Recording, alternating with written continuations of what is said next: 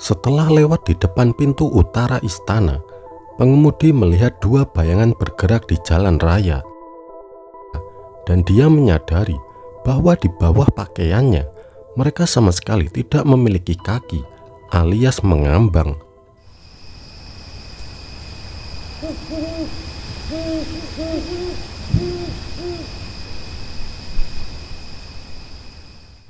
Selamat datang di Buzz Story, cerita waktu malam.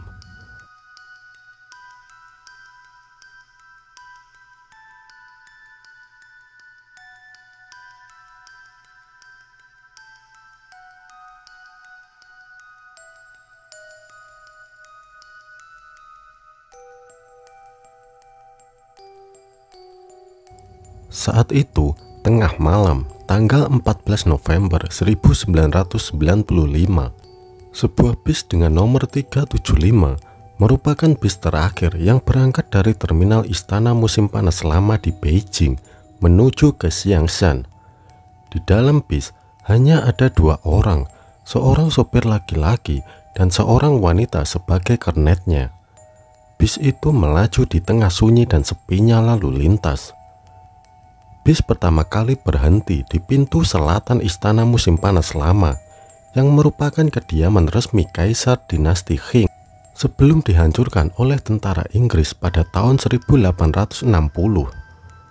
Ada 4 orang penumpang yang naik bis, terdiri dari seorang wanita tua, pasangan muda, dan seorang remaja laki-laki. Kemudian, bis 375 kembali melaju. Sepanjang perjalanan, yang mereka dengar hanyalah suara deru bis itu karena jalanan memang sudah sangat sepi. Setelah lewat di depan pintu utara istana, pengemudi melihat dua bayangan bergerak di jalan raya. Itu bukanlah tanda perhentian resmi, jadi sebenarnya dia tidak diizinkan untuk menghentikan bis di sana. Namun, waktu itu sudah sangat larut, sehingga pengemudi merasa kasihan pada orang-orang itu. Jadi, dia memutuskan untuk menghentikan bis dan membukakan pintu.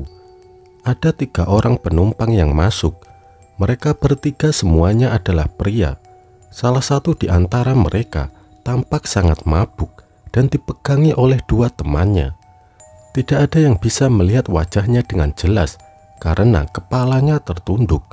Belum lagi, mereka juga terlihat kotor dan tidak terawat. Ketiga pria itu mengenakan pakaian tradisional dari era dinasti Qing, dan mereka juga tampak mengenakan semacam riasan karena kulit mereka terlihat sangat pucat. Mereka bertiga duduk di bagian belakang bis dengan tenang dan tetap diam. Penumpang lain saling menatap satu sama lain dengan ekspresi wajah khawatir, memikirkan betapa anehnya penampilan pria-pria itu. Namun, kernet bis meyakinkan penumpang lain dengan memberitahu mereka bahwa orang-orang itu mungkin adalah aktor yang baru saja selesai dari syuting film.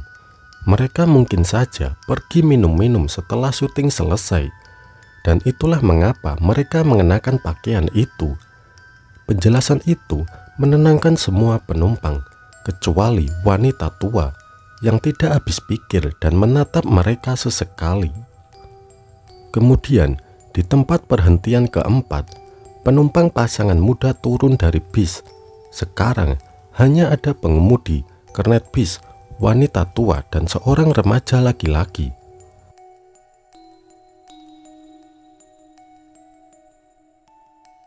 Pada saat itu, tiba-tiba si wanita tua mulai berteriak, mengatakan bahwa remaja laki-laki itu baru saja mencuri uang dari tasnya.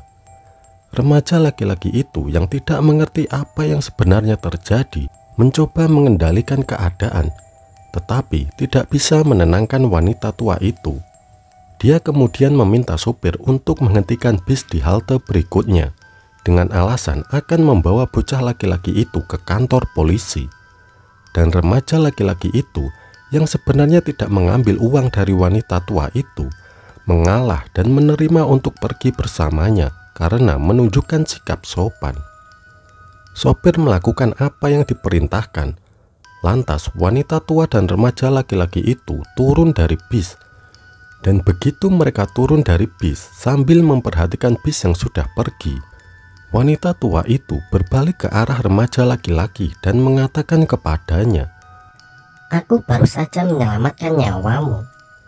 Dia masih tidak mengerti apa yang sebenarnya terjadi dan berpikir bahwa wanita tua itu mungkin sudah gila. Tetapi wanita tua itu sebenarnya bermaksud baik.